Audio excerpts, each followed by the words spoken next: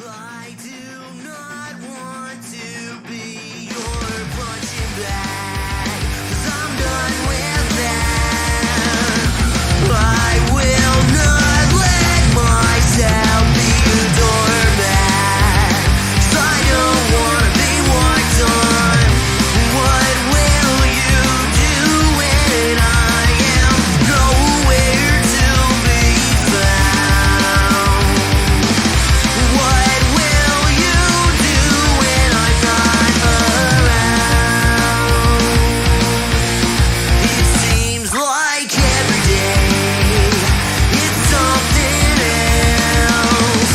Sometimes you'll have to do things by yourself, 'cause I can't do it all for you. What will you do when I am nowhere to be found? What will you do when I'm not around? Will you go find someone else when you need some help? Will you tell them that they're doing it wrong?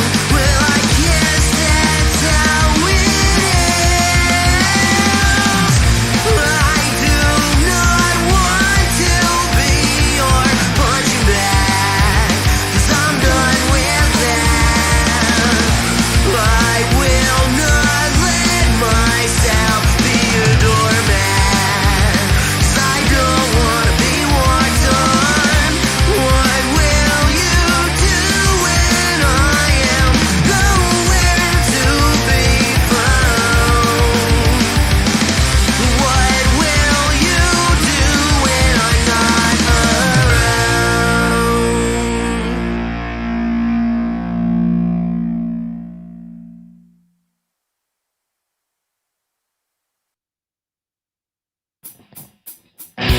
Every day I wake up tired. Leaving coffee doesn't help. I wanna set my alarm on fire, but I know that it wouldn't end too well. Would somebody please just help me? I can't quite explain what's happening to me. What's happening to me?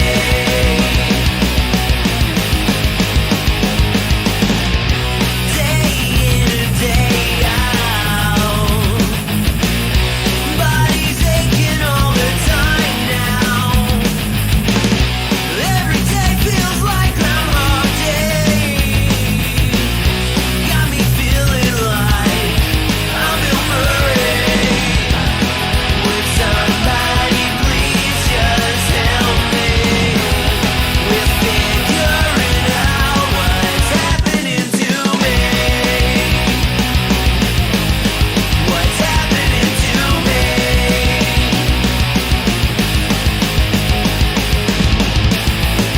Maybe it's 'cause I'm growing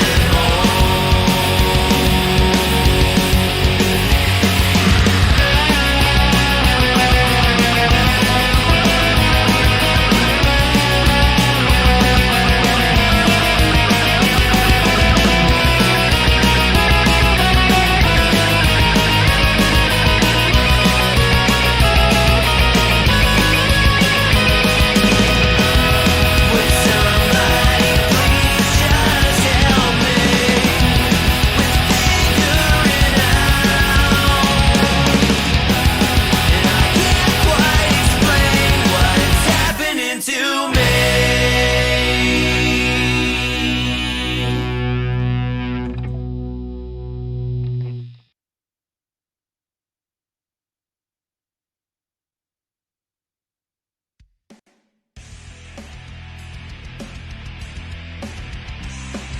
Welcome, ladies and gentlemen, to the latest episode of I'm No Joke, your home for all things combat sports, and the place where every armchair quarterback can feel like Ben Bronco. The views and opinions presented on the I'm No Joe channel belong solely to the person expressing them, no one else. If we say it, that means we meant it. That being said, this show does contain adult themes, adult content, and general shit that you shouldn't be letting your kids intake. Be advised, viewer discretion is recommended. Proceed at your own risk. You've been warned.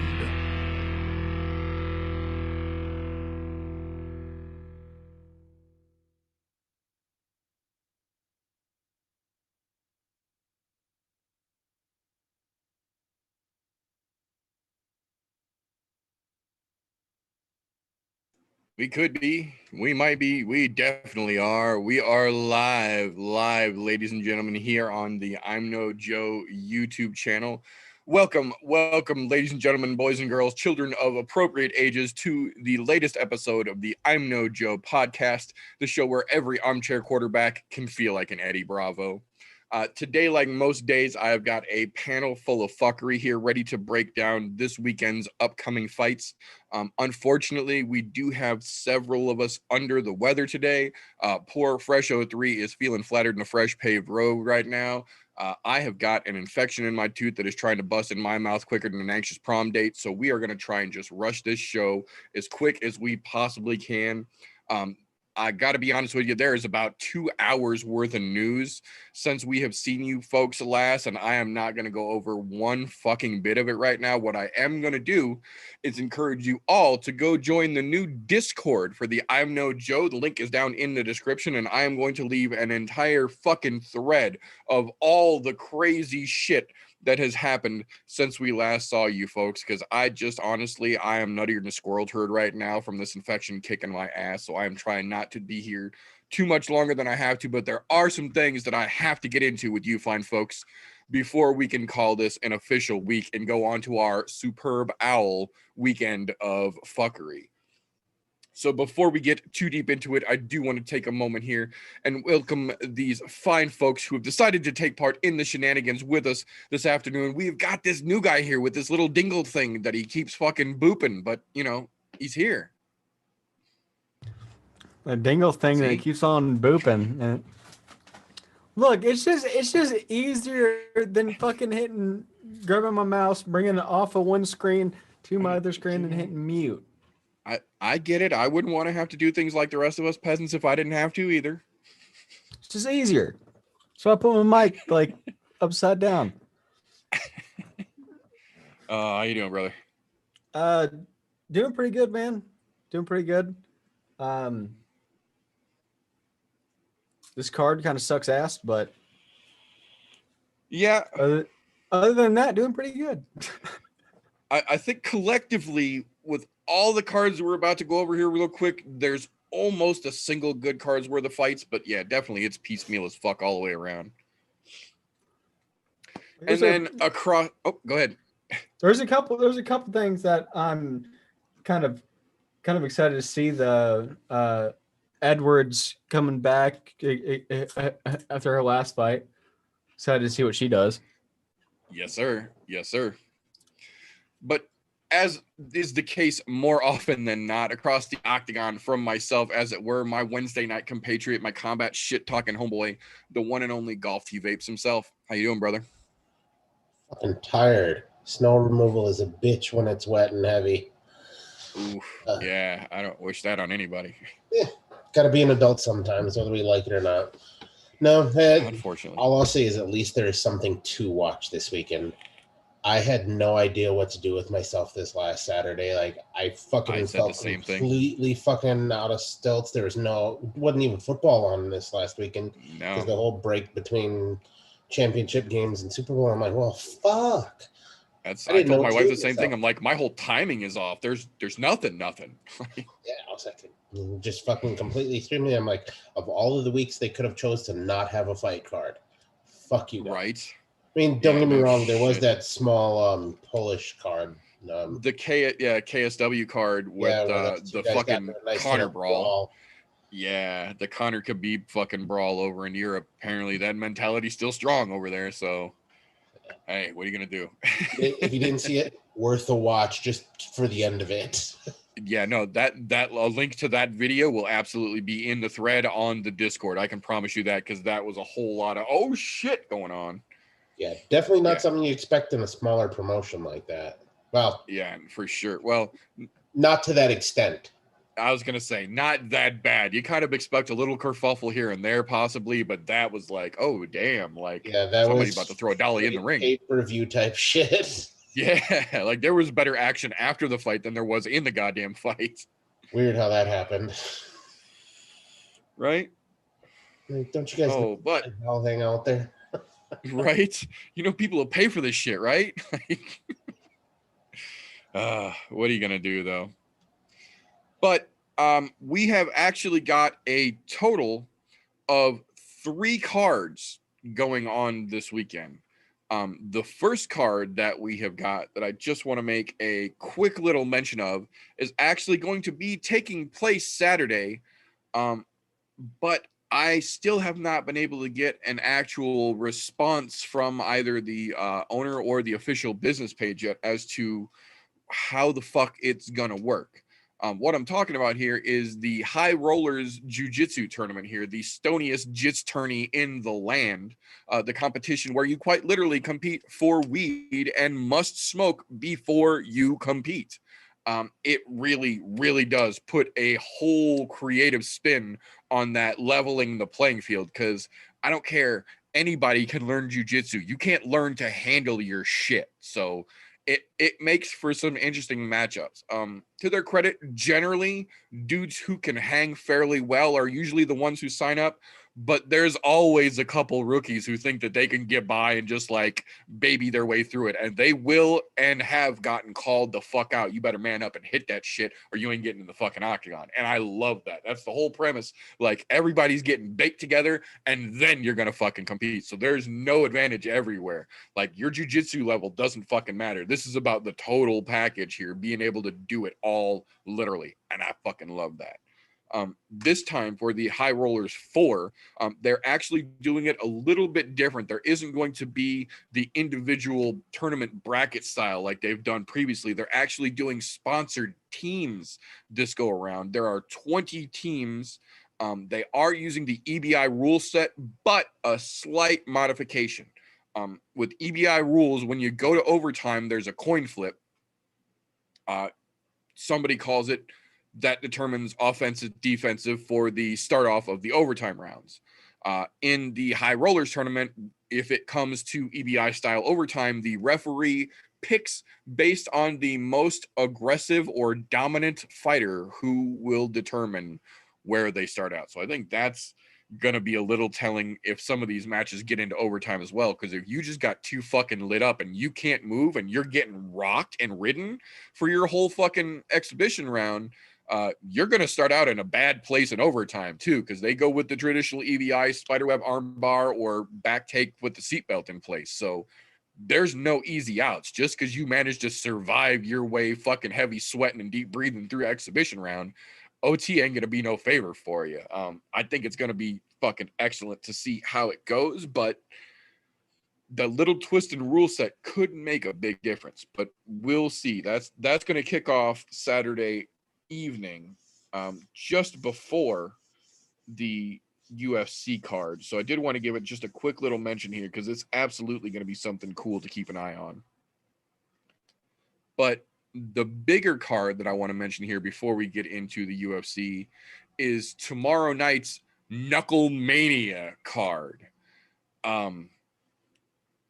I genuinely almost feel bad for David Feldman for investing so much fucking money and company time and resource into promoting someone who was mediocre at best in their previous striking organization. But I get it. You know, tiny little figure with BKFC across the curbs is going to help draw a lot more eyes, even if they're temporary. You know, good for you on that one. But before we get into that, I just really want to talk about the main 3 fights. I will give them a I guess it's an initial head shake. they're opening the card by letting old man Hayam Ghazali step in and bare knuckle. For those of you who don't know who Hayam Ghazali is, to his credit, he is a legitimate legend in the jiu-jitsu world in the Middle East. In the jiu-jitsu world. His son fights for Bellator. Not the greatest, not the worst. Still has a lot to work on, but there's some potential there. Bellator actually also let him fight on a card so they could do the father-son thing, much like they did with the racist McKee kid and dad. But Hayam Ghazali did not show a whole lot of impressive striking fortitude in his Bellator fight. Excuse me. I do not anticipate to see a whole lot of spectacular striking from him in this. And I will say this, they paired him up with a fucking no-name 50-something soup can, so they're giving him every opportunity to shine, just like Bellator did. But that the whole card has got kind of a weird setup to it. There are a couple of very interesting matchups, but the ones I actually want to get into here before we get to some UFC talk are the three that they are charging pay-per-view money for, which unto itself is a whole other conversation that we're not going to get into tonight.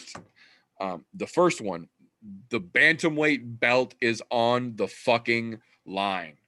Johnny Bedford versus Dat Nguyen is going to be a fucking fireworks show. Dat Nguyen is a tiny little Asian Floyd Mayweather. He has made his name from literally hands down ducking, dodging, and weaving anything and everything that has been thrown at him. The issue with that is that Johnny Bedford is not a swing wild, throw haymakers kind of dude.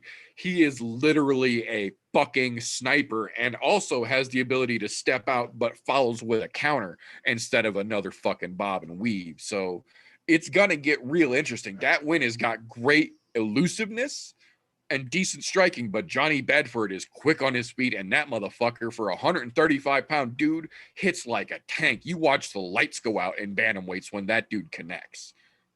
I think Dat Nguyen is going to make it a real interesting contest, but I don't think that belt is coming off of Johnny Bedford's waist. I think that belt stays around him, and I think, like he said in the press conference yesterday, I think once he gets past Dat Nguyen, he's going to go up to 145. He's going to go after Algiers, and he's trying to be a champ. He's trying to do 35, 45, and 55 in BKFC and hold all three belts. Realistically, he's got the frame to fucking do it. He's got the hands to do it. He's got the chin to do it. It all starts with one step, though. You got to get past that win. I think he can, but I don't think it's going to be easy. Actually, I'm not in 100% agreement with you here. I agree with the point of I don't think Nguyen wins this, but I don't think it's going to be hard for Bedford at all.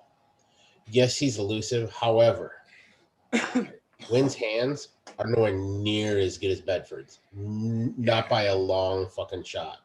So I guess, yeah, you could put him in that category of Mayweather with how elusive he is and being able to not get hit. But when you're lacking the hands,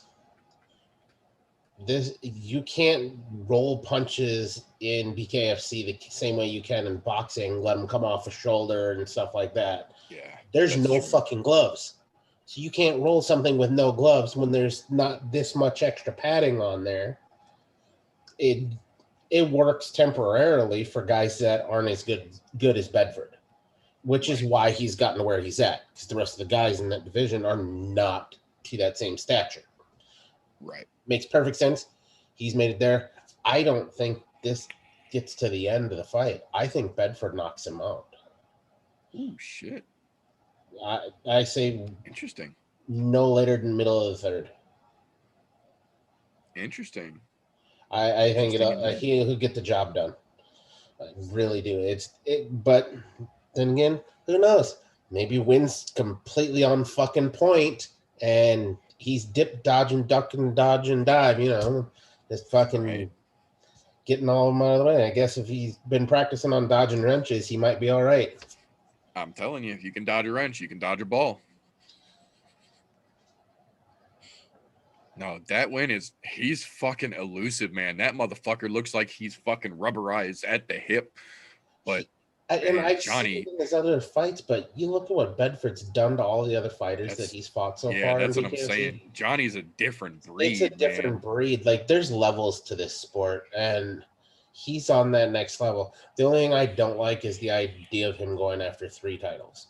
Namely for this reason. If you can get all the way up to 155 healthily and get back down to 135, there's not healthy there. Right. Yeah, that's a wide range. Yeah, and to hold all 3 at the same time, I'm okay with you holding 2 at the same time, 10 pounds apart, 135, right. 145. Yes, by all means. Now, if you want to go after the 155, relinquish the 135 belt, hold the 145, and go after the 155. I'll still call you the triple champ. I'm okay with that. But right, yeah, as long as you hit all 3. I just don't see it as a healthy option to be going up and down like that unless you're making permanent moves. If you're permanently planning on going to 145 and 155, cool.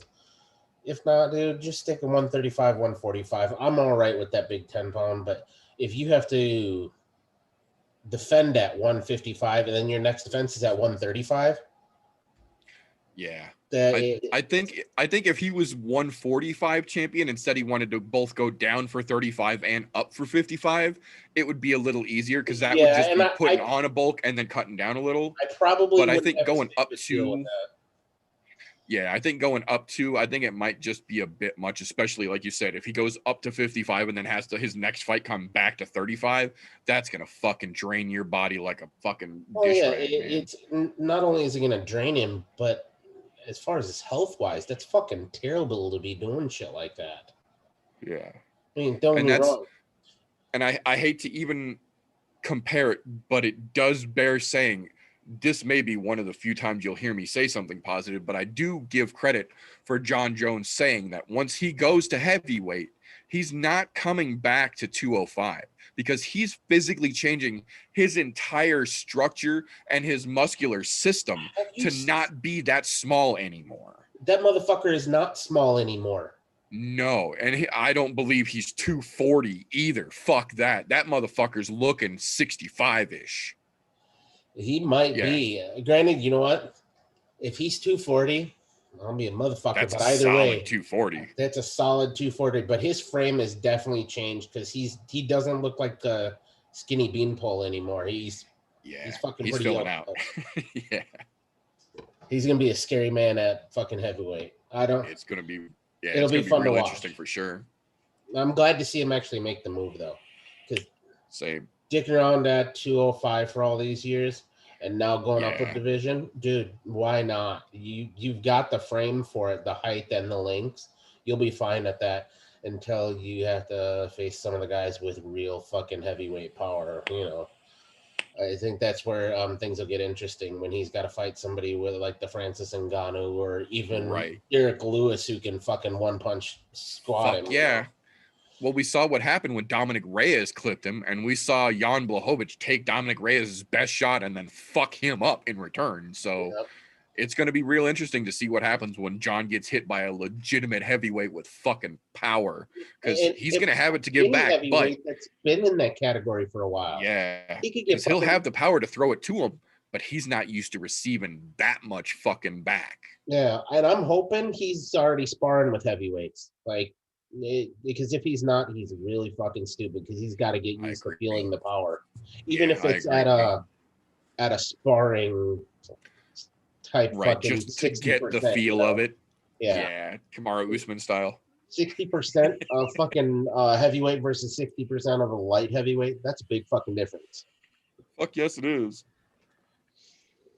I don't see him being prepared at all for a fight like a Francis Ngannou Jones. There's no fucking way. The only thing I can say about Jones for that is he is look, if you go all the way back to his promotion entrance in the UFC, he is a fantastically well-rounded fighter. Like he's probably one of the most well-rounded fighters in all of MMA, as far as his ability to wrestle, defend His skill set, takedowns, yeah. his jiu-jitsu. I mean, we've seen him choke guys out standing on his feet. So, I mean, he's well-rounded. I think he'll be all right when it comes to that. I think it's going to be a power issue and that whole difference in strength. Don't get me wrong. Oh, no, that's what I mean. On mass, but the difference in strength is going to be there. No, that's what I mean. The power aspect coming from somebody like the fucking heavy hitters of Ngannou. Fuck, even the Reem. Yeah. Hard. Well, Yeah, people look at Biggie Boy. Yeah. People Can't like forget that. about fucking Biggie Boy either. Yeah. I don't think that power wise he's gonna be ready for that, because yeah, he is like, and it's undeniable, he is absolutely one of the most well-rounded people coming into now. He is phenomenal, even from his him walking in as just John Jones. But power wise, he's gonna have big trouble getting up to the top of the stack in heavyweight. And he's gonna have. It'd be interesting to see. Oh yeah, absolutely. But how about that win?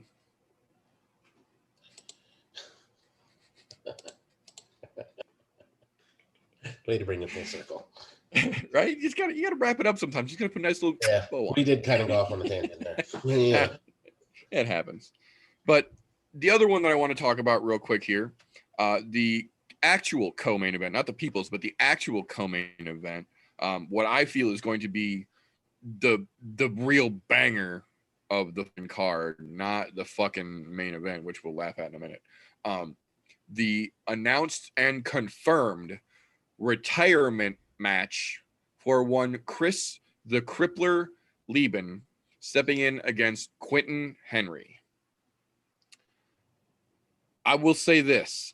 I think it's a good matchup style-wise, because Henry's not going to shy away, but he also doesn't have the cleanest evasiveness. He's prone to take a shot to give a shot, I think is the best way to say it.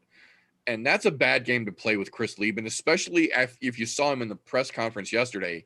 He got emotional about this. Like, he's not playing around. He understands that this is his last fight. Like, he's still going to do broadcasting and shit. He's going to take the desk basically for BKFC. So they've got an intelligent, former fighter on the bench, just like the UFC does. But he understands it and acknowledges that this is the last time he's going to lace up he's going to wrap his fucking wrists, and he's going to put them shorts on and climb into a fucking cage. And he's serious about this. He's not coming out here to pussyfoot around and give you guys a fucking show for 5 rounds. He's coming out here to put Quentin Henry on his fucking ass and hang his career on a fucking brutal knockout. The problem is that Quentin Henry standing across from him is just looking at this like another fight, and he's basically said as much. He didn't even take his fucking sunglasses off during the fucking stare down with Chris Lieben, knowing that you're fighting a fucking legend who is retiring win, lose, or draw after your match. Didn't have the fucking common courtesy and respect to take his fucking sunglasses off. That's a bad move. Chris Lieben is not one to overlook. He never fucking has been. He's not in the UFC anymore because he was somebody that was easy to fucking get by. He's not in the UFC anymore because the level of full-rounded game surpassed him. And when it did, he switched to focus on fucking striking. And that boy is an angry gorilla full of ink right now. He knows exactly what this fight means, and he knows what fucking up and letting Quentin Henry take this moment from him would mean. I like Quentin. I think he's another one who's got a great fucking future in BKFC because he is a fucking brawler. He is what Roy Nelson could have been if he would have stopped playing jiu-jitsu and went straight to fucking striking. But you got to get past the fucking crippler before you can do anything. And I don't think he's going to be able to do that. I think Lieben puts him out in the second. I'm in agreement here, especially with Lieben going out on it. That dude, no matter what happens to Lieben, he will go out fucking swinging for the goddamn fences. Damn right he will.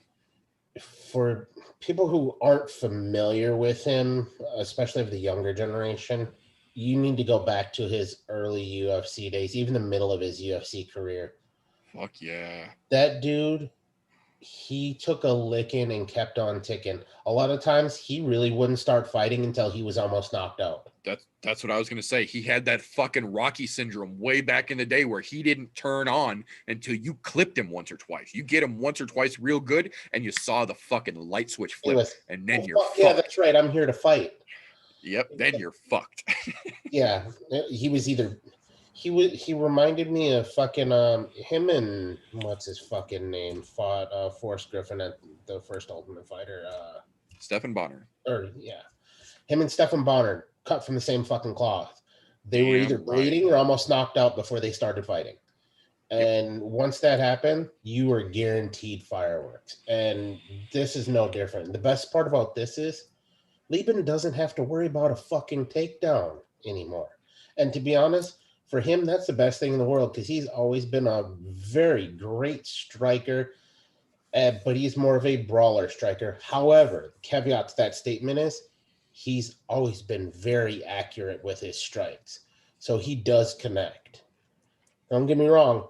He does throw a lot of winging shots that miss, but for the most part, he's been pretty good.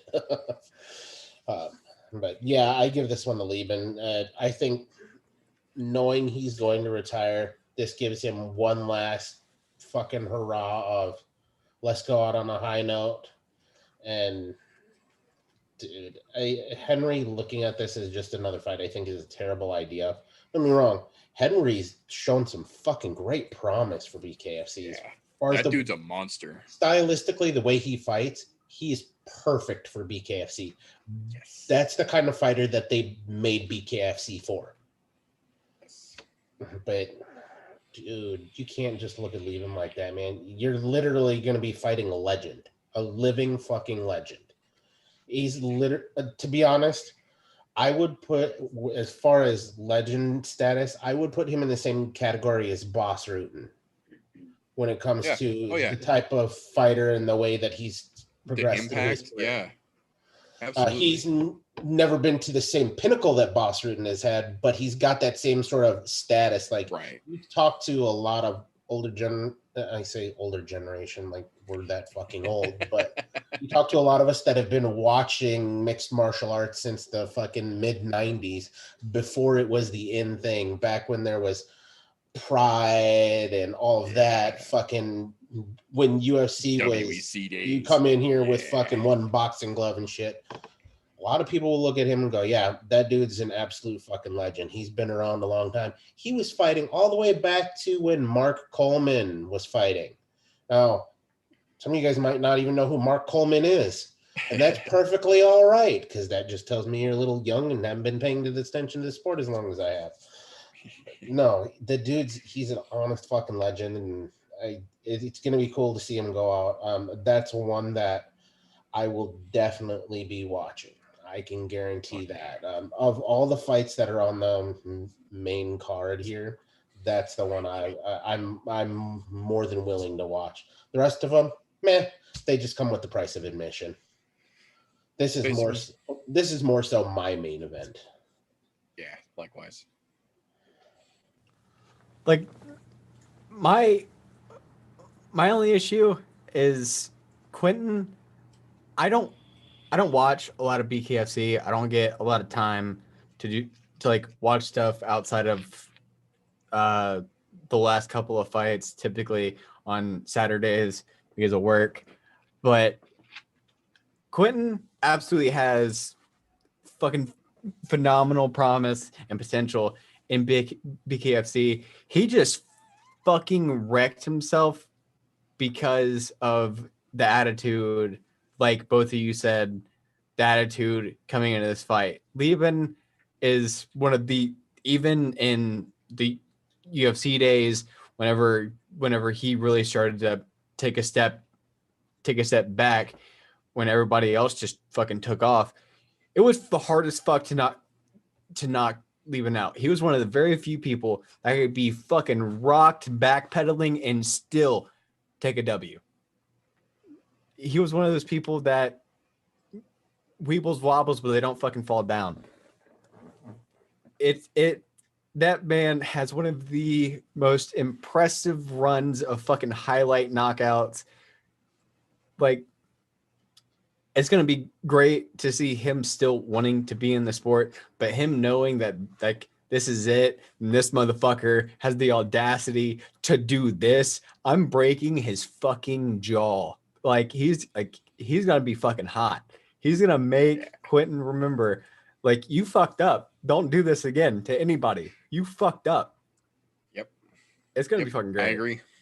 I agree. And the best part was that while the live press conference was going on and you saw Quentin Henry do that shit, they posted one of those UFC style like tweet corners, and Joey fucking Beltran tweeted in, "Never sleep on Chris Leben." The fucking heavyweight champ, the fucking belt holder, tweets in, "You better not fucking sleep on that man," while Henry's actively fucking doing it. Like, you can't say you didn't get fucking warned. You had every opportunity to not fuck this up for yourself, Quentin. We'll see, though. We'll see. Because that glitter shiny, glitter shiny, glitter shiny will bring us into the main event. I say unenthusiastically, for Knucklemania tomorrow night. 12-gauge Paige Van Zant making her bare knuckle fighting championship debut against Britain fucking Hart. I will say this. Credit to Paige Van Zant for accepting the call out once she had signed with BKFC, because she was sitting cage side with the owner, the president, David Feldman, watching some matches. Britain Hart knocked a girl the fuck out, immediately walked across the fucking cage, grabbed the microphone, pointed at Paige and said, "You're fucking next." Here we are. Paige took that fucking call out, and we're about to see that match. The biggest problem with this fight is that at no point in her career, amateur till now, has she ever, even in a joking, condescending way, been known for her striking. She has and always was a grappler and or the jiu-jitsu girl. If she could get you and wrap you up, she wanted to get that submission and get out of there pretty. Those swimsuit pictures don't take themselves. That's not Britain Hart, though. Britain Hart has quite literally punched her way up from the fucking gutter as an amateur, and she doesn't have the greatest fucking record. She took her fucking lumps. But you know what? She didn't lose. She learned, and she got better, and she trained more, and she changed her game up, and she got new fucking coaching, and she got a dietitian, and she's got a full fucking camp now. She's got a full proper crew, and she's been putting the fucking work in. And if you watch just the open workouts, man, Britain Hart's striking is fucking beautiful. She is such a crisp fucking boxer, and her movement is very, very smooth. The problem is that Paige Van Zant is going to want to dance a lot. She did when she was in the UFC. She's going to do it when she gets into BKFC. She has never liked being hit. Even when there was 4-ounce gloves on, and now it's nothing but fucking wraps. You ain't got shit but knuckles and cheekbones, sweetheart. This one's going to leave a fucking mark. I give her credit, all the credit in the fucking world, for accepting this call out and thinking that she actually has what it takes to, quote unquote, be the face of the BKFC organization. But in reality, I don't anticipate her making it past the third round.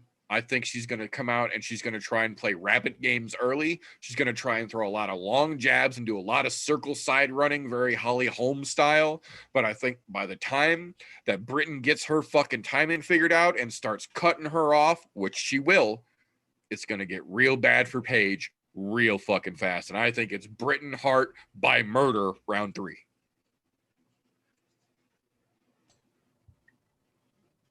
I'm still coming to terms with this. For this reason, I can't for the life of me figure out why Paige Van Zant signed with BKFC.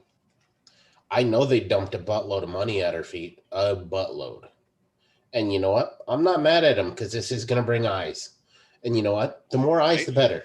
The wonderful thing is, even if they're temporary, it'll work. I think this will bring more than temporary eyes, though. For this reason, they'll see what good strikers they do have over here, because they've got some pretty solid strikers on the card. I mean, especially in this on the main portion of the card. Now, what people are actually going to be tuning in for is to expect Paige Van Zandt to come in here and do some sort of miraculous 360 from being a fucking lackluster MMA fighter to fucking all of a sudden, oh my God, she's an amazing boxer. No, she's fucking not. Look, I give Paige a lot of credit for this reason. She does not have to fight if she doesn't want to. That girl is a model if she wants. She would make plenty of fucking money. Yep. But she chooses to fight. She's had multiple...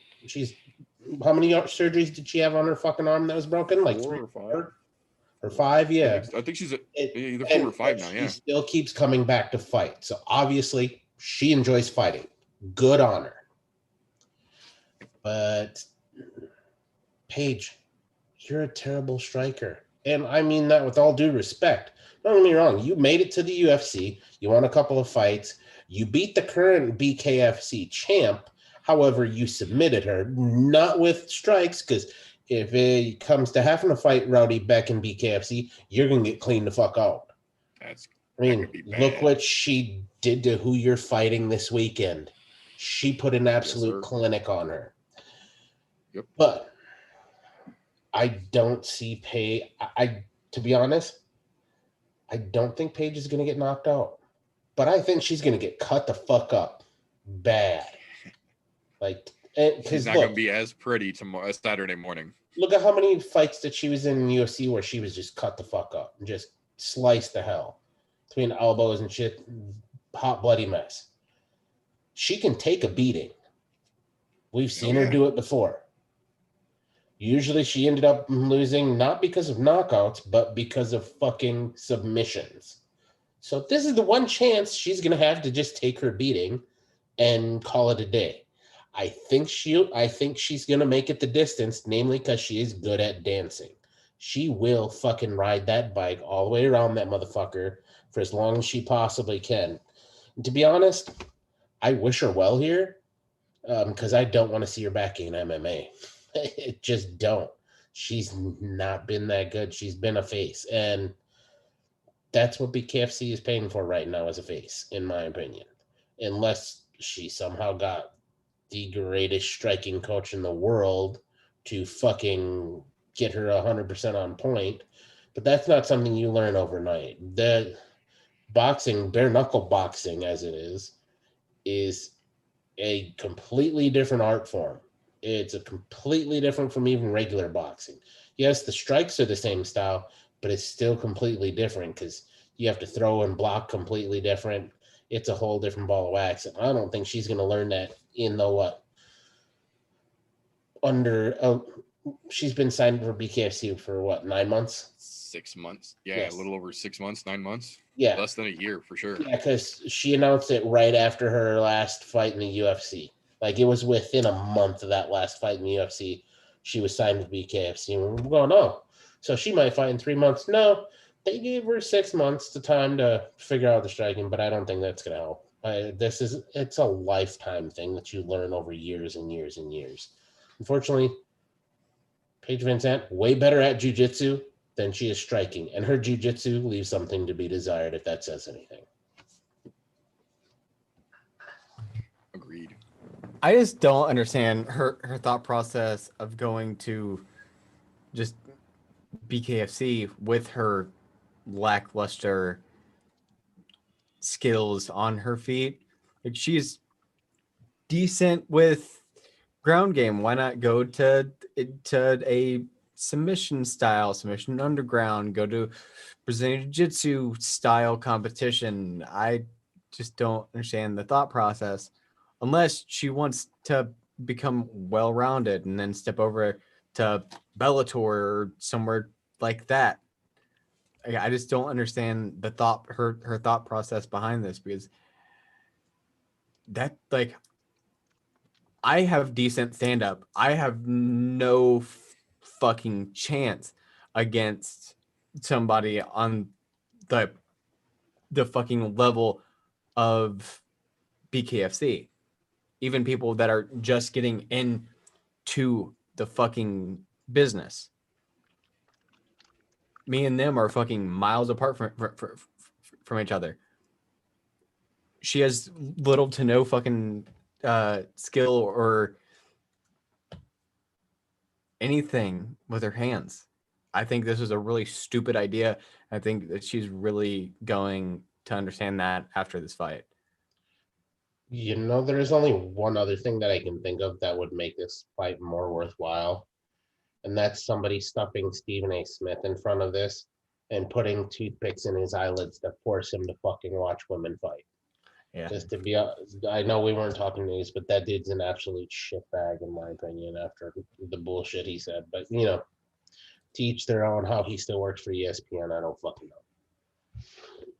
Yeah, no, she's gonna be in definitely a rough spot because it's definitely not her forte. However, who knows? Maybe she'll surprise us, and if that's the case, I'll shit a chicken, a farmer, and a coop to go with it.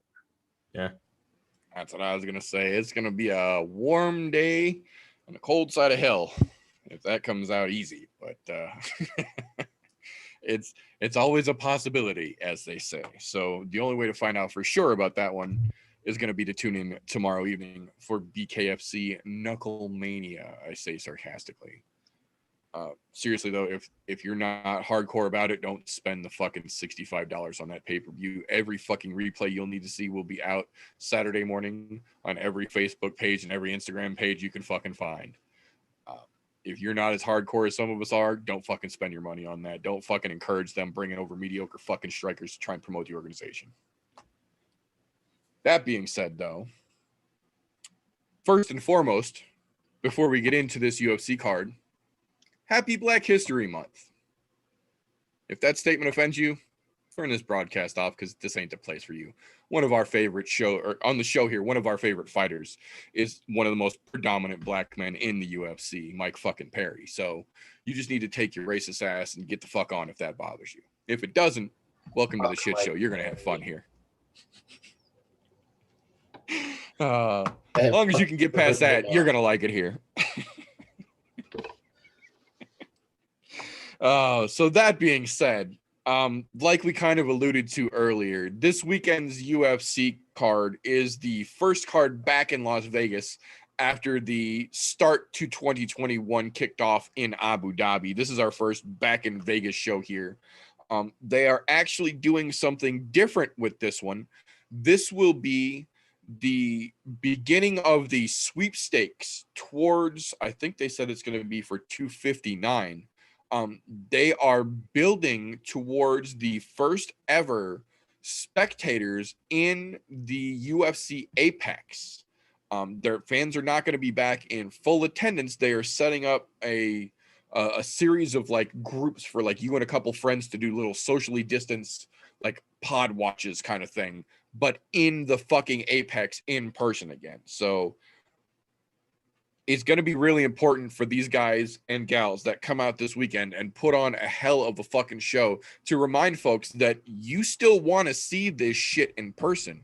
This isn't going to be the Florida crowd watching BKFC tomorrow night that's going to be half in the fucking bag and screaming no matter what happens. UFC is a different breed, and to get into the Apex and be the first fans there, that's going to be a big deal. And Dana's not going to be fucking around. I'm kind of inclined to believe he's going to be a little more liberal with the bonuses between now and then. He's going to be trying to encourage great performances in the Apex between now and when they actually bring these fans back in. The problem is that build-up starts with this weekend's UFC Overeem versus Volkov card.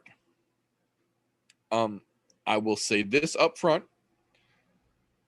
There is a lot of potential for great fights on this card, but there's not a lot of name power. There are some really good stylistic matchups, but there are not a lot of impactful matchups as far as rankings or divisions go. There's not a lot of big name stars that every John, Dick, and Harry would recognize on this card. There's a couple, but this was definitely not built to be the massive coming back to Las Vegas card, because we've got another pay-per-view coming up just right around the fucking corner and another one coming up right behind that. So this is almost the best filler they could put together to bring it back to Vegas kind of card. That being said, there are absolutely some interesting matchups and some interesting fighters that I do want to mention here before we get into a couple of breakdowns. Prelims specifically, Yusuf Zalal is finally getting back into action, and that motherfucker is allergic to putting on boring fights. I absolutely encourage you guys to keep an eye on those prelims if you're interested, because I'm telling you right now, Zalal is coming here to fucking wreck house. Meatball Molly is on the prelims, fighting the leftovers of what Carol Rosa just finished her last fight out. Meanwhile, Carol Rosa is going to be stepping in to take on Jocelyn Edwards, who we just saw her last time out look fucking spectacular here. And to top it all off, one of everybody's favorite new up-and-coming little guys, Martin Day, is on this card to bounce around and get shit popping. And I'm telling you right now, I'm betting he's gonna. So the first fight I do want to actually get into and break down just a little bit here is going to be Devonta Smith versus Justin James. Now, this was a last-minute put together because originally Justin James was going to be facing another opponent who, unfortunately, was not able to make it. So instead of scrapping this card, they managed to pull Devonta Smith up and give him another crack at things. The bad thing for Devonta Smith is that the last time we saw him out there, he got cleaned the fuck out by Kama Worthy. The good news for him is that karma was in his favor because Kama Worthy then went out and got his fucking clock cleaned in his next match out. So in the weird roundabout way that the universe works, they are definitely giving Devonta Smith a chance to kind of make people forget about that oh shit moment that Kama Worthy put him through. The problem is he's doing that on short notice against a guy like Justin James, who, much like Zalal, is allergic to boring fights. Every single time we have seen Justin James step in the octagon, somebody gets fucking hurt. This is another one of those guys that if the UFC, for whatever fucking reason, decides that they don't want to keep him, that dude needs to run, hop, skip, and jump as quick as he fucking can and get his ass over to BKFC, because this boy is a fucking brawler and he hits like a goddamn tank for the fucking little guy side of things. I have yet to have a single fucking reason to give even a fucking iota of doubt to Justin James based on what we have seen him do. And we have seen Devonta Smith get his clock cleaned by a mediocre striker. And I'm telling you right fucking now, Justin James is way better than mediocre in the striking department. I think this is going to be a bad night for Devonta Smith. And I like him, but I think Justin James is just a bad stylistic matchup for him. And when you stack on top of that, he literally took this fight a fucking week ago. That is too short of a time to game plan and change up enough of your style to counteract the fucking fire that Justin James is going to bring. I think this goes bad. I don't think Mr. Devonta Smith sees round 3. I think he gets ended in 2. Before I talk about this fight, there's one thing I have to jump back to, and that's the Molly McCann fight. For one quick second, and one quick second only, I've come up with a nickname for Laura Procopio. Purely because we've seen her in a couple bouts here recently. Has anybody noticed she has no fucking neck? Her head is literally attached to her shoulders. Yeah. So it's new nickname, Laura No Neck Procopio. Okay, moving back on to something that actually matters now. But props to Devonta Smith for taking this on short notice, because I mean, granted, you really don't have much of a choice after you just took a pretty bad fucking KO, and we haven't seen him in the octagon since that was end of 2019 when that happened, I think. Yep. So it's been over a year. Basically, he was sitting and collecting dust, possibly on the cut line. this is his chance to get off the cut line. I mean, they just released 4 other fighters today that I saw. Only one of them that was semi-noteworthy, but the rest were all shit. But anyhow, right. Yeah, this is going to be his final chance, because look, he won his first 2 coming into the UFC, and then he just got absolutely demolished at Worthy, and we saw what happened to Worthy after that fight. Now Justin is not without fault here either. I want to make that very clear. He's been beaten up a couple times, but he's always exciting. You're not going to see anything boring out of him. And exciting for Devonta Smith, that's a bad fucking thing right now. He needs a boring fighter in front of him, not an exciting fighter. He needs a boring fighter that he's going to have time to work around, especially on short notice. Hey, plus side short notice fights, neither fighter is ready for each other because they haven't had time to study each other that much. So, I mean, yeah, ticking Devante's column, but there's like 50 other ticks over on the other side of the board. Saying, I don't think it's panning out too well for his UFC career. And that sucks because his first 2 fights in the UFC looked fantastic, or fantastically promising. Right. So, I mean, it is what it is. This is the fight business, and fortunately, I think it's time that he's got to go.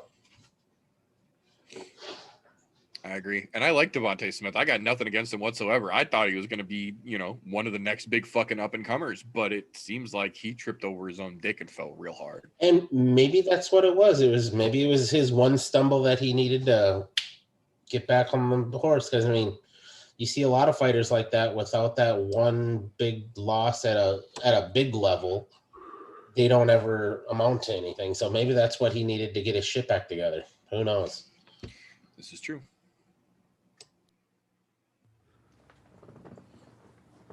For both of them, as both of you gentlemen say, this is that shit or get off the pot sort of situation. Devonta Smith is coming off a fucking nasty loss of Worthy, but Justin James, he's on a 2-fight skid. But with the press that he's done, he seems like he's getting back to what he was whenever he was just fucking taking people's heads off. He looks like he's got his head on straight. He is fucking squared away, and he is here to do fucking business. He's like the last 2 fights, just something wasn't right. Something wasn't going on. Something was going on in his personal life. He's got shit back together. And with him saying that, and with how he has been talking and just the overall appearance, I have a huge feeling that the Justin James that was here in beginning of 2020 into 19 was just taking people's fucking heads off. The motherfucker's back, and that's a scary son bitch. So based off of that, I have to go with James.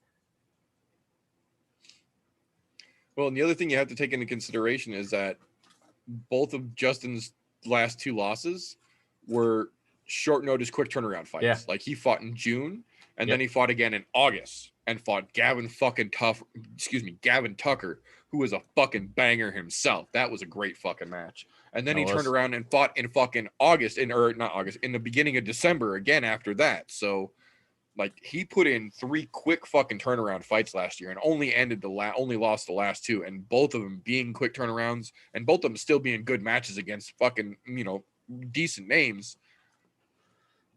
I didn't lose no faith in Justin James. I still think he got it. But that, unfortunately, will bring us to what apparently, actually, never mind. They have changed the fucking card around since I finished up my notes an hour ago. So what originally was scheduled to be the quote premier prelim fight, Michael Johnson versus Clay Guida, has now actually been moved up to the middle of the fucking main card into the people's main event spot. And they have changed the premier prelim fight to Mike Rodriguez versus Daniel Marquez, who I give no shits about either way here. So we're going to go right into the fucking main card because that's stupid. So that, unfortunately, will bring us to the first fight of the fucking main card, which will be Diego Ferreira versus Biniel Daryush. Unlike what will be the snooze fest of the premier prelim fight now, the opening match of the main card has a lot of potential for excitement here. Both of these guys are very well-rounded. Both of these guys are very seasoned, if not in the UFC, then overall. These are two perfect examples of guys who are excellent fighters, who are very well-rounded, but just aren't quite to that literal top 3, top 5 tier. These guys are both perfect examples, of my opinion, of what the embodiment of the number 10 gatekeeper is. If you can't get past either one of these gentlemen, I don't think you deserve a number behind your name.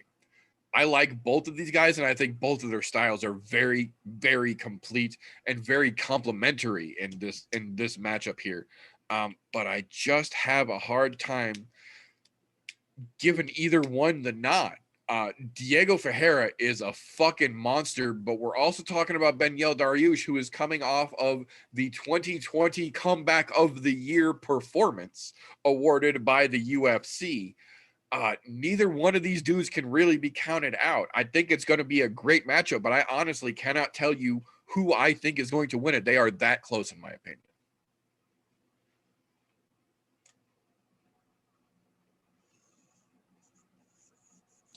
Next one's going to be a tough one to call.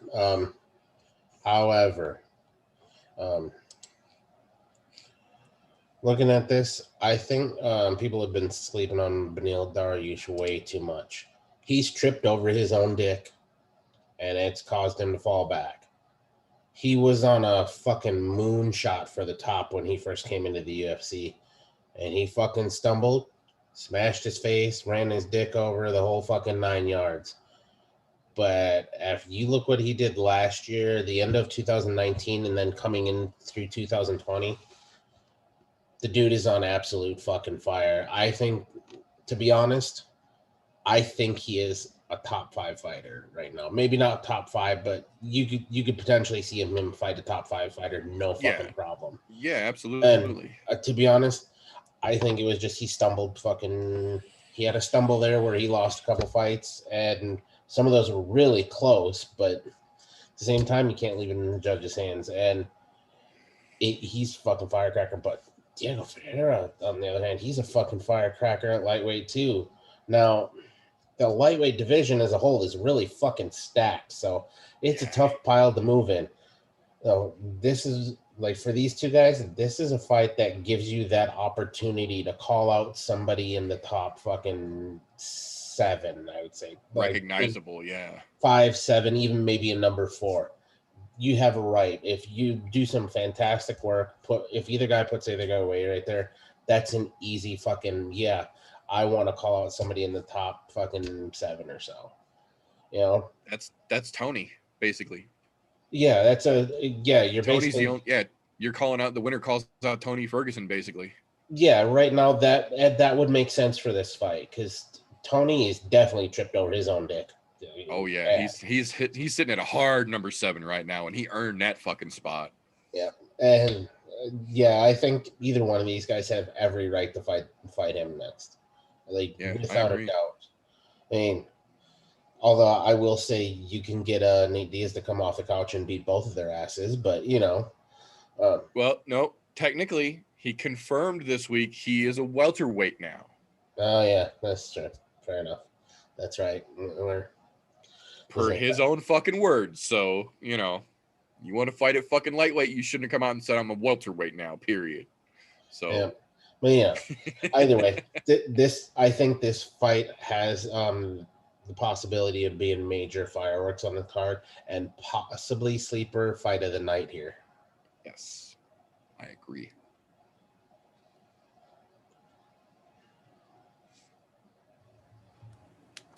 Oh, for me, the only way I see two possibilities coming out of this.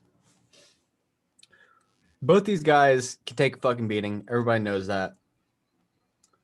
If it's a finish, it would be, I have a feeling it would be on Daryush getting the W. If it goes down to a decision, it's fucking Diego. Diego can fucking, for somehow, some way, that motherfucker can take a beating like no fucking other. Oh, dude, I totally would. What are you talking about? You gotta remember, man. I got another monitor over here now. I keep chat open at all times. He can take a beating like no fucking other and still come off with a decision victory because he can point fight. So if it goes down to the decision, he's got the W. But I think if there's a stoppage, it would be a W for Daryush. That's the only ways I can see it happening. The two possibilities. I could see that.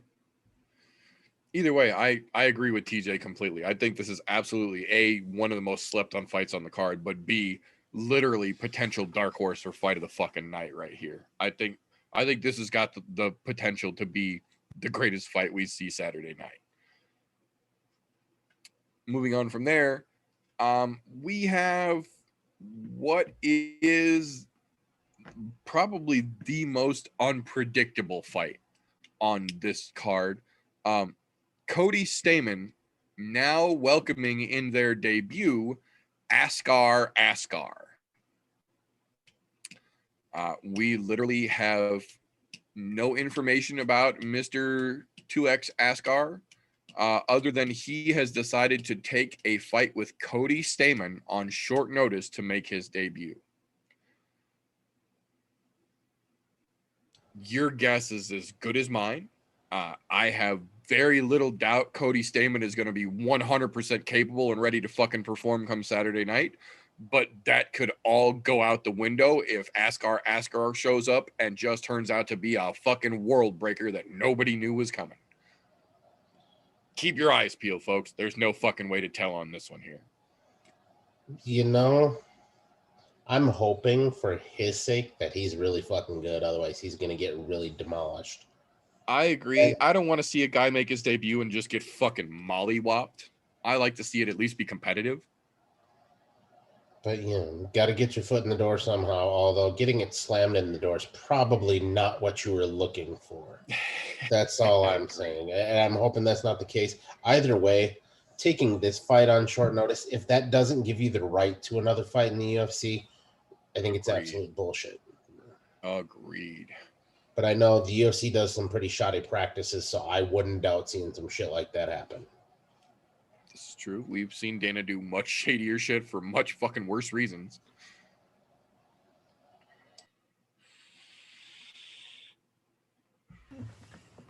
So I have a tab of his info for people that don't know who he is. Out of the U.S. entirely as a bantamweight, he's ranked 6th as a pro fighter, number 1 in Indiana, and out of the entirety of the Midwest, he's ranked number 2. So he has promise. So he's got a little experience under his belt. Fought in the LFA for about 4 years, so he's got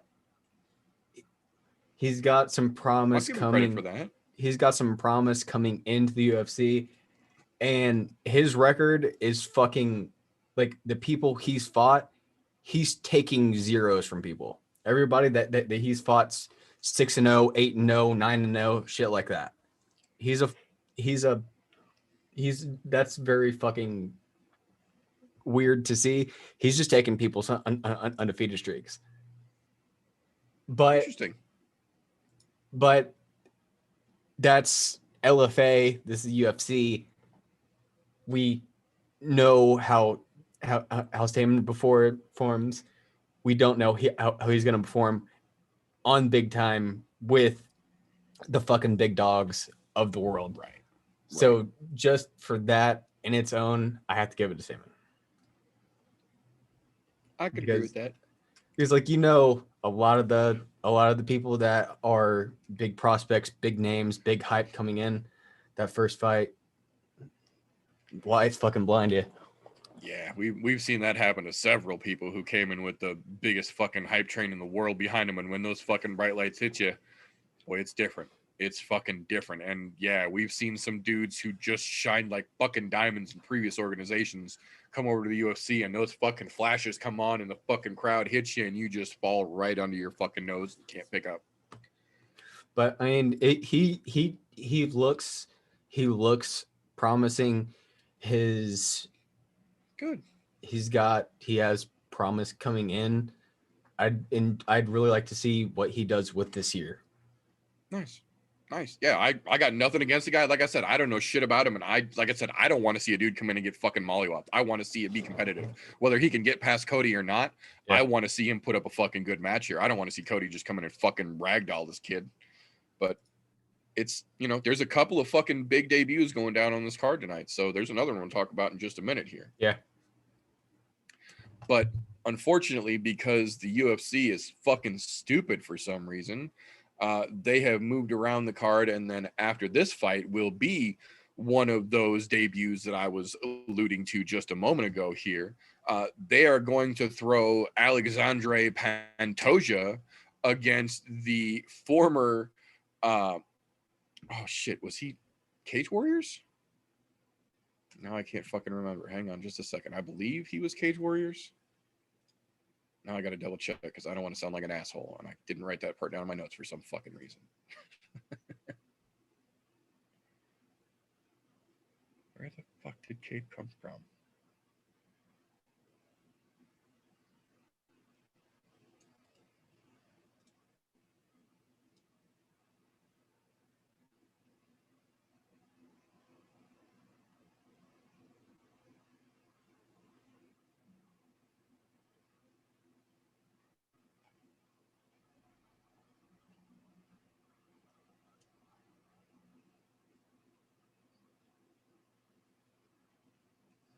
What the actual fuck? Here we go.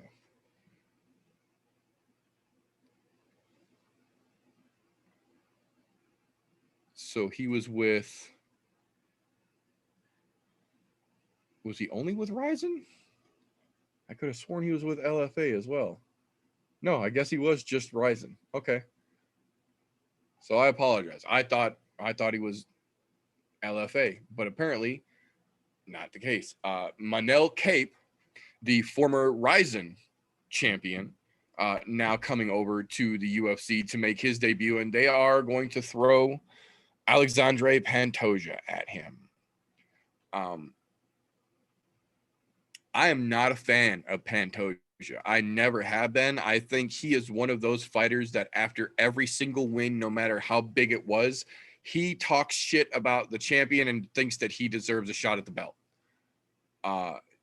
He is, let's see, I believe he's 6 now. No, he's 5 now. Excuse me. He's currently number 5, but I'm pretty sure I have heard him call for quote unquote his title shot at least 4 times now on his way to getting to be number 5, which slow your fucking roll, champ. When you're top 5 and you beat another top 5 dude, call for that fucking shot at the strap. That's how you earn that shit, and that's how they can't deny you that shot at the fucking strap.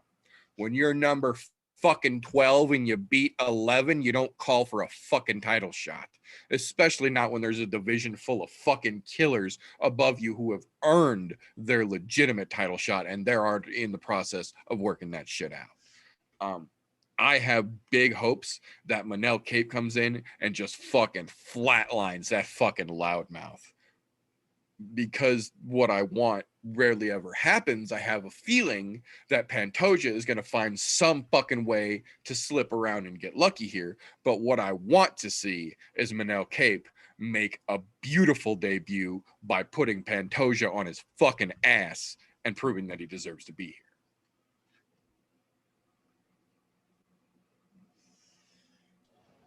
We can only hope. And I say only hope because, to be honest, I don't think Cape's that good, as much as it pains me to say that. And I just don't know that he's going to have the wherewithal to make it in the UFC. And no, got to give credit where credit is due. Pantoja has won some decent fights. He's had some extremely close fights as well, but I still think he's a step ahead of Cape, which is a bummer because I really don't like Alexander Pantoja either. There's something about that guy that, not just the way that he's called people out, but there's been something about the way that he's carried himself in the UFC since he's got in the UFC that has bothered the ever-living shit out of me. Right? Sure I can't put my finger on it to save my fucking life, but there's something about that dude that makes your fucking skin crawl. Yeah, it's like he's doing some fucking backwoods fucking under the table shit that something just doesn't seem right with him. And maybe I'm fucking wrong. And that's okay. But it's a possibility. I'm right there with you if that's the case. That's what I felt. So I mean, I think I'm pretty sure almost without a shadow of a doubt Pantoja wins this. Albeit I don't want him to. I just don't think Cape is up to that level yet.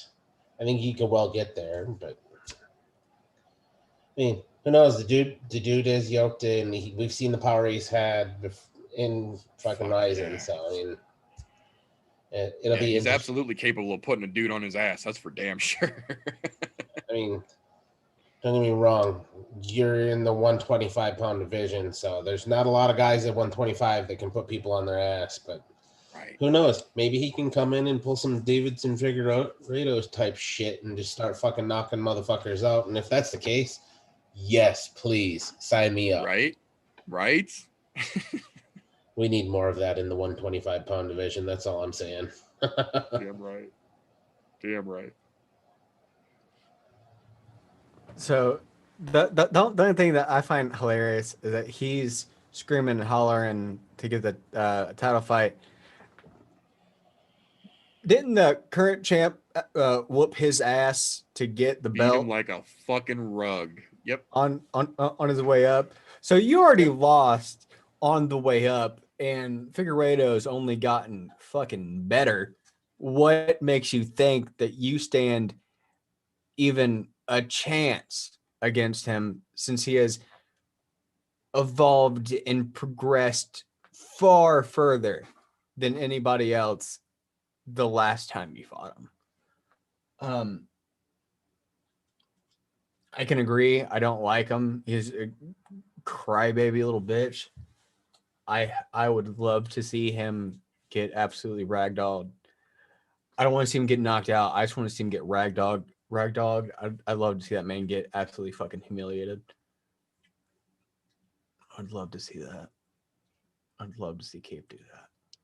I mean, he's got the power, so he definitely has the chance to throw him around that fucking octagon.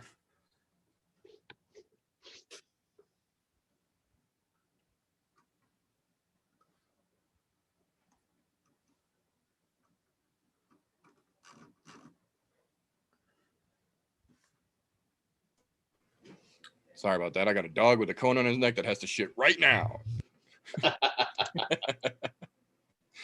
Oh, okay. So that being said, speaking of dog shit, that will bring us right into the fight that the UFC has, for no good fucking reason, moved to the middle of the fucking main card instead of keeping it on the prelims where it fucking belonged. Michael Johnson versus Clay Guida. Now, this is kind of the opposite of the Chris Lieben fight that we talked about earlier. This is a living legend standing in front of you that realistic hasn't been at his living legend status in about 7 fights or so. The problem is that regardless of the deterioration we have noticeably seen in Clay Guida's performance, he can still take a fucking shot like nobody's business. The problem is, how much longer are we really going to have to watch Clay Guida take shots? There is not another Diego Sanchez fight left in Clay Guida. And I get that he said that when I don't think I can do this anymore, I'll be the first one to put the gloves down and pick up a fishing pole.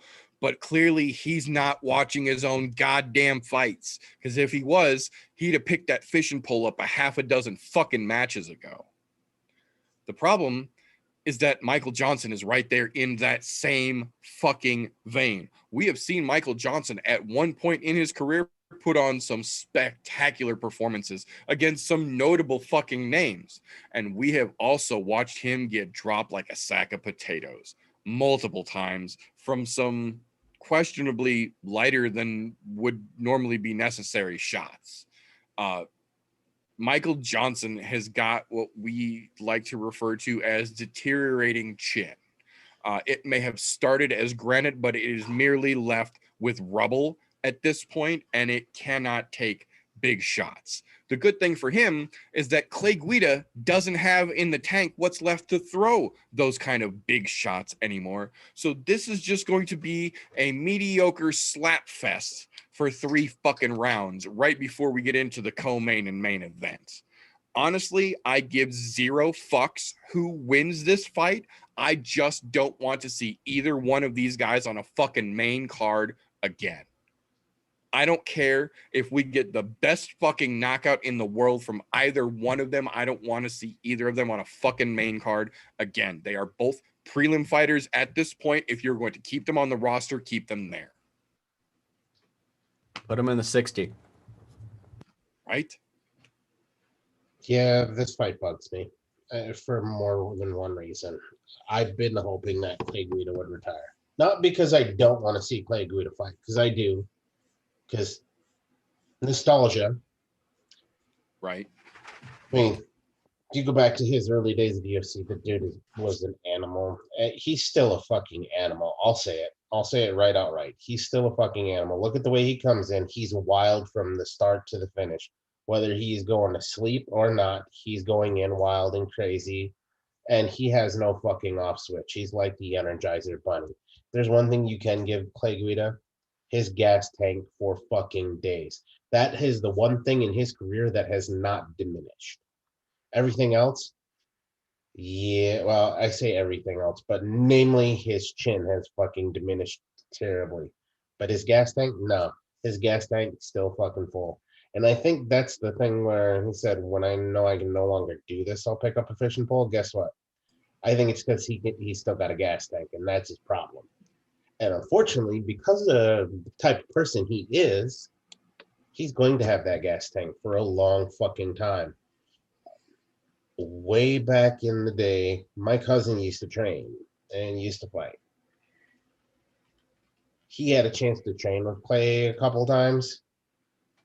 There's no outworking that man.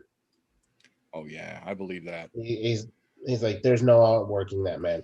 They would go from grappling drills to push-ups and sit-ups, and he'd be doing push-ups, but inverted, feet on a wall, so he's upside down, basically doing shoulder press push-ups just because he fucking could, and he would do more than everybody else doing regular push-ups.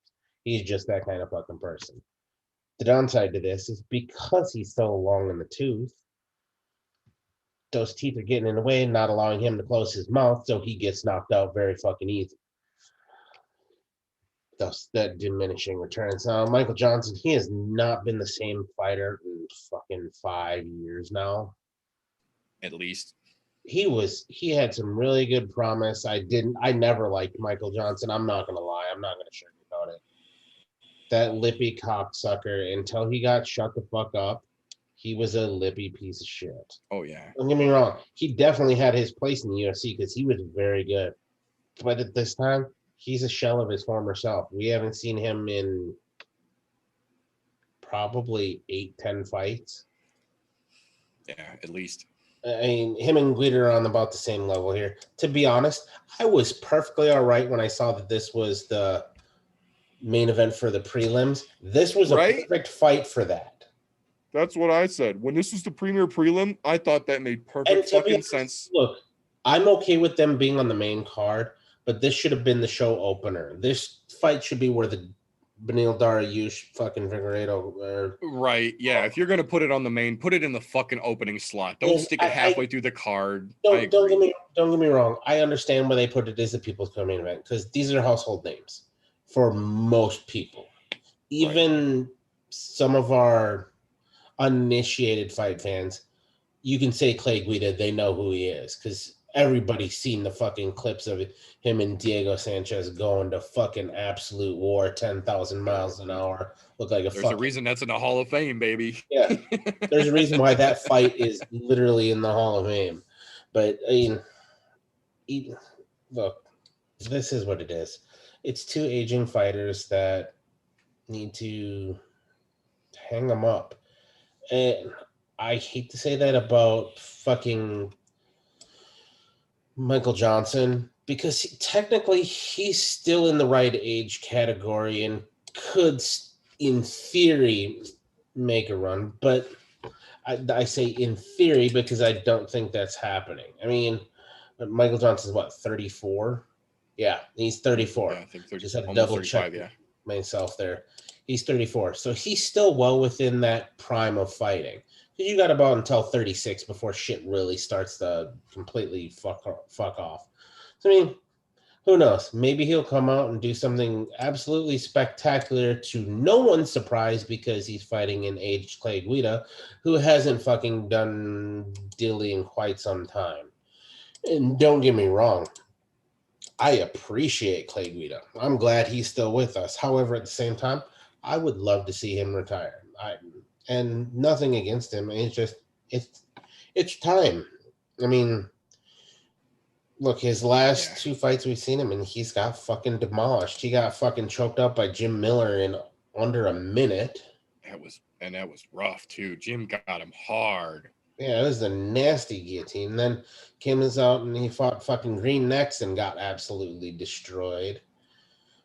I don't want to see this out of him anymore. I'm done watching Clay Guida get beat up, and namely because I like the guy. He's always had the perfect personality, and he was the right kind of fighter for the UFC. That's the kind of fighter you want to root for.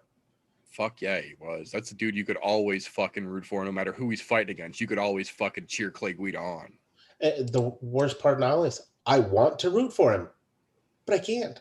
And I can't root for Michael Johnson either, namely because I don't fucking like him. Credit where credit's due. He's done some really good things in the sport, but at the same time, this is a no-win fight for either one of these guys. Because whoever wins gets a reason to fight again.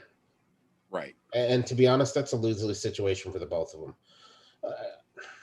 To be honest, I really hope Clay, no matter how the outcome of this fight goes, if he pulls a win out of his ass, I want him to lay those fucking 4-ounce gloves clean in the center and be like, you know what?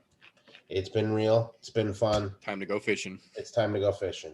Dude, the lakes are frozen over. You train out of Rufus Sports in Milwaukee still. So, I mean, there's some ice fishing that can be done. That's all I'm saying. But, yeah, it is what it is. Glad to see the aging guys get their way out the door now. Right. I'm going to keep it short, sweet, and to the point.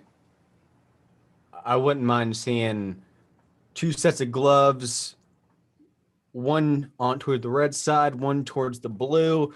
Both of them, take them off, set them down, shake their hands, and fucking that's it.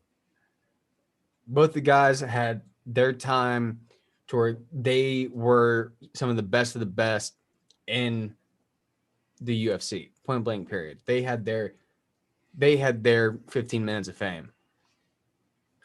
Clay Guida lived that 15 a bit better than what Johnson did. But both of them, the best is behind you. Stop taking shots that you don't need to take. Call it a day. After this, both of you put the gloves down, take a step back. Clay, go stay in the UFC, do some sort of announcing, go run fucking gyms, educate people, and fucking give people the motivation that you have, instill in them what there is inside of you. Go do something good for the sport, because you're a fucking great person, hell of a fighter, and he will forever be one of the most recognizable people, not because of his face, but because of the fucking hair flying and that fucking right just sending home 50 fucking times in 5 seconds. Yep. Call it a day. I agree. That fucking mini Troy Polamalu he's got on his fucking head will always be iconic, man. I gotta say, I really don't fucking care who wins that fight. I agree. I would like to see if they're going to keep either of them, keep them on the prelims, but I would not be mad at both of them laying their fucking gloves down. The only hitch in this fight at all for me is that I can't root against Clay Guida because he's a lifelong Cubs fan. So I got to give him the benefit of the doubt there. Also, fuck Michael Johnson. But that being said, that will bring us to our co-main event of the evening.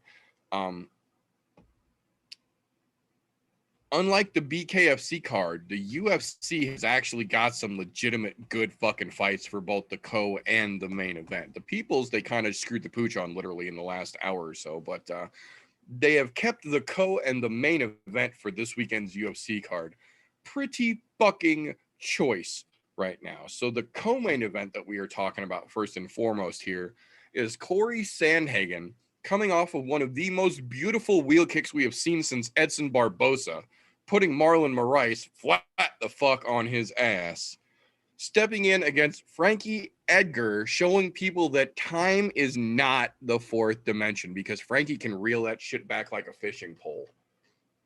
Frankie Edgar, in the tail end of his fucking career, has done more work at bantamweight, in my opinion, than he did in the beginning of his career at feather or lightweight. Not caliber-wise, because we haven't seen enough to know that yet. I'm saying for as far into his career, for as deep into this fucking game as Frankie Edgar is right now, deciding at the end of his career to drop all the fucking way down to bantamweight, and not only drop all the way to bantamweight, but look fucking good doing it, showing Jose Aldo how you're supposed to make the fucking transition down to a different weight class like this. This is going to be a real interesting matchup. The biggest sticking point for me in this fight is going to be, can Corey Sandhagen get his jiu-jitsu to work against Frankie Edgar's wrestling? Because at some point, Frankie's going to get in. And when Frankie gets in, he's going to grab your fucking leg, and he's either going to run you against the fence and yank it out from underneath you, or he's just going to trip you in the middle of the fucking ring and put you down. Frankie is such a fucking quick and smooth wrestler. There almost isn't a way to stop him unless you can negate the initial takedown attempt. And most people can't. Corey Sandhagen, being a tall, lanky dude and used to using his range, but also having that jiu-jitsu in his pocket, is going to make it a little interesting, because Frankie's not the type of dude that's going to let you throw a fucking wheel kick at him like Marlon would. Frankie's going to shoot on your fucking standing leg when that fucking spin starts to happen and the other one goes up. But Frankie has also had a history of having issues with great submission practitioners, putting him in a fucking bad way when he relies too much on his wrestling, because his wrestling is great. It really is. I don't mean just in the UFC. I mean in the fucking world. Frankie Edgar is, for my money, one of the best mixed martial arts grapplers on the fucking planet. Period. But He relies so heavily and so confidently on it that it can get him into trouble. That's where Corey Sandhagen's jiu-jitsu skills come into play, because Corey is more than just a long, rangy fighter. Corey is also a big fucking problem when things get to the ground. But we've also seen Corey gas before. That term isn't in Frankie Edgar's vocabulary. You will not gas Frankie Edgar. For 20 years, people have been trying to gas Frankie Edgar, and it just doesn't fucking happen. This is where I think the big potential for shakeup in this fight is going to play, because at some point Frankie's going to go to that wrestling. But is he going to have the presence of mind to be aware of the crazy shit that Corey's going to try to set up? Because Corey is very unconventional in a lot of his submission attempts. And that's part of what catches a lot of guys off guard, specifically a lot of traditional wrestlers who aren't used to looking at those weird fucking Japanese necktie fucking setups. But Frankie also can take a licking and keep on ticking. That man is a goddamn New Jersey Timex. But can he take a licking from Corey Sandhagen and keep on ticking? I love Frankie Edgar. He is, for my money, one of the best examples you can give of what a martial artist is supposed to be. Not just in the cage, not just out of the cage, but as the total fucking package. As a human being, Frankie Edgar is what you would want to represent mixed martial arts. But, and I mean Sir Mix-a-Lot style, I like him big, but I think at this point in his career, with this many road miles, this set into his game, it's just a little bit too late to step into the fucking deep, and I mean deep, talent pool that is the bantamweight division right now. And Corey Sandhagen, for the little stutter that he took, is on a fucking rocket ship course towards the fucking top. I love Frankie Edgar, but I do not think he can get around Sandhagen. I think Sandhagen still finds a way to get it done. I don't think it happens early, and I don't think it happens easy, but I think Sandhagen finds a way in the end to get it done.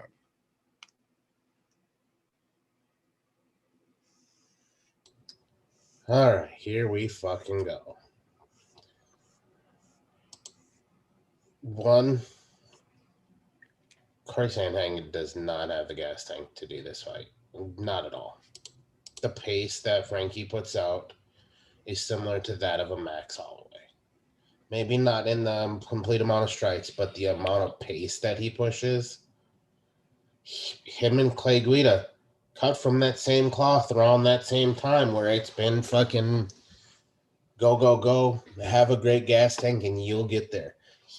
Frank Edgar has been in some absolute fucking wars, and he's only been finished how many times? Does anybody want to quote me on this? 1.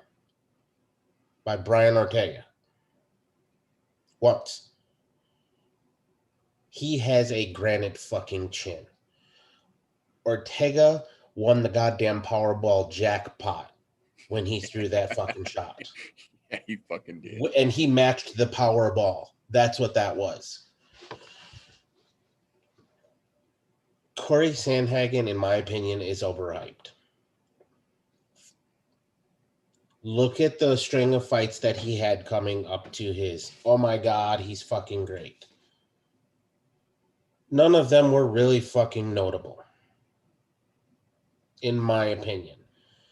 Yeah, there was some decent names on there, but not fights that, oh my God, he's fucking great and deserves to be in the top 5. I don't think so. Especially not after he fucking completely and utterly got his fucking ass handed to him in the first round by fucking a shitty Aljamain Sterling.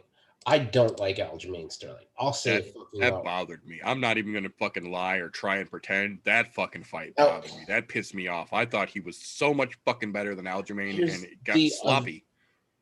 One, it's sloppy for 2 reasons. Corey Sandhagen, do you know whose protege that is? That's Ronda Rousey's protege. of anybody to not get subbed, it should have been Ronda Rousey's protege. Right. That's all I'm saying. That brings me to point 2 on why he's overhyped. He's overhyped because he's Ronda Rousey's protege, and people have known that from the get-go. I don't think he's as good as everybody thinks he is. He's solid, but I still don't see him as a top 5 fucking bantamweight. I don't. Interesting. Frankie Edgar is 100 times more well-rounded. Even at this day and age, at the exponential pace that people have been completing their games, Frankie Edgar has been as well. He's one of those few fighters that has continued to add tools to his toolbox, but still relies heavily on his base, which is fine, but he's still doing everything else. That's why he's still competing at such a fucking high level. To be honest, I don't think that was the last stumble that we're going to see from Corey Sandhagen. I'm going to go out here. I'm going to say Frankie Edgar gets the win. I don't think Sandhagen has what it takes to get Frankie out of there. And Frankie Edgar is a way better point fighter than Corey Sandhagen. Way better. That I absolutely agree with. Because you look at his record, he's always been a fantastic point fighter. If it comes to decision, who's getting his hand raised? Frankie fucking Edgar. Yeah. Corey Sandhagen, he's only known how to finish people, but he's never finished anybody the caliber of Frankie Edgar. Not to mention there's only one person who's done it, and I'm pretty sure Corey Sandhagen wouldn't get his ass whipped by Brian Ortega too. Look what he just did to the Korean Zombie that we didn't think was going to be that way. I'm just saying, Corey Sandhagen, over fucking hyped. He is good in his own right. I will give him that. But I don't think he is where I think he's way ahead of where he deserves to be. And I think this fight with Frankie Edgar is going to actually prove that. I think Frankie Edgar gets it done. Interesting.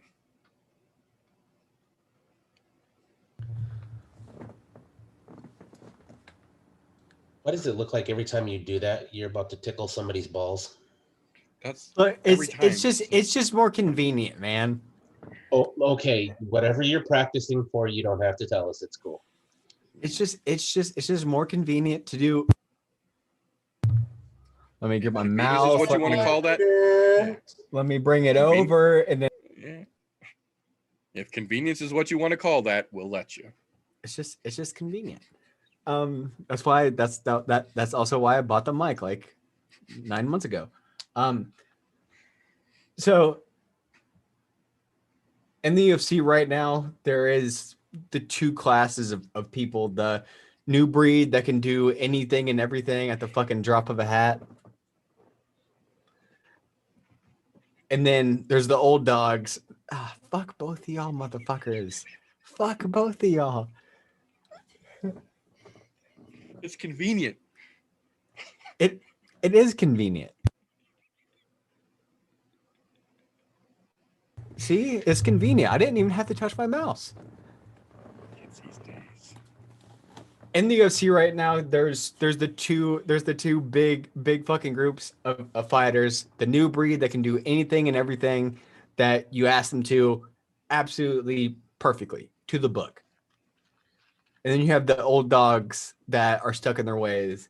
And then you have the very few old dogs that over the years just haven't taken a step back and have added every little thing that new kid has. To where they're still that old dog. They've still been in the fucking industry since they were the fucking new kids' age. But they can do everything that kid can, but make it look like fucking a walk in the park. Frankie Edgar is in that very slim group. There's not a lot of fucking people that have been in the industry as long as he has and not take that massive drop in performance and just the drop in general. I absolutely agree with TG on this. The way Frankie fights, his gas tank, his pace, and his fucking power, and that fucking chin will not be stopped on Saturday. It, at least not from Sandhagen.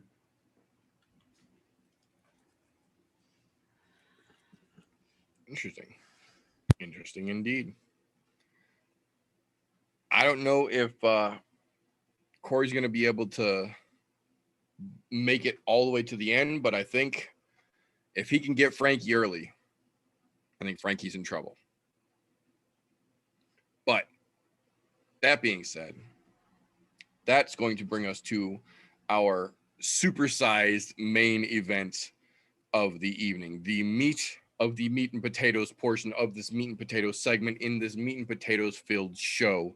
The reason for the season, the namesake for the card, Alistair the Ream Overeem versus Alexander Volkov.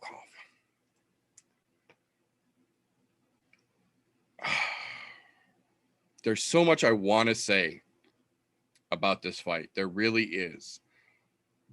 But realistically, what it all boils down to for me is the fact that Overeem can and does provide constant pressure.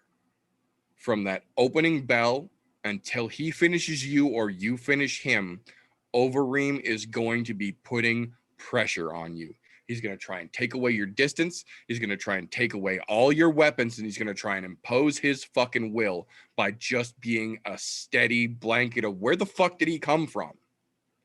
He's real fucking good at it. It's kind of the game that he developed when he had to evolve from Ubereem back into Alistair if he wanted to stay in the UFC. When USADA really started to become a thing and you couldn't rely on horse meat and Mexican supplements anymore, and Alistair had to start becoming a real boy, he changed his game up a little bit. And he went from that power-happy headhunter that just wanted to fucking kill you in the first 30 seconds to a dude who has the ability to stand in there with you for 25 minutes and then hurt you from the top of your head to the tip of your fucking toes in the course of that match. Volkov is not that same type of dude. Volkov is a guy who is tall and lanky, much like Corey Sandhagen, good at using his range. Not so good, however, at dealing with pressure. We saw even someone like Derek Lewis was able to withstand 4.5 rounds of the best Volkov could do, and still, with his face looking like Khloe Kardashian lips and all, was able to beat the shit out of Volkov and finish him in the last 20 seconds of the fucking fight. If your chin is that suspect and somebody can withstand everything you can put on for 24.5 minutes and then turn around and clean your fucking clock, you're in real trouble when you step in against a guy who's a K1 Grand Prix world fucking champion kickboxer turned mixed martial artist in the UFC. Alistair Overeem is one of those great representatives of the old dogs who can do every goddamn thing. He didn't come into the UFC needing to work on this or needing to work on that. He just needed to fine tune a couple of rough edges when he got here because he was fully fucking capable of doing any and everything he needed to. Need a sub, he'll choke you the fuck out. Want to stand in front of him, he'll knock you the fuck out. Get sloppy, he'll kick you in your fucking face and put you to sleep. Alistair has what it takes to finish a fight anywhere it goes, and he's going to be on you from the time that fucking fight starts till it ends. Volkov has shown that he will wilt under that same type of pressure. And I got nothing against Volkov, but that new back tattoo is not going to fucking save him from the ass whooping that Alistair Overeem is about to put on him.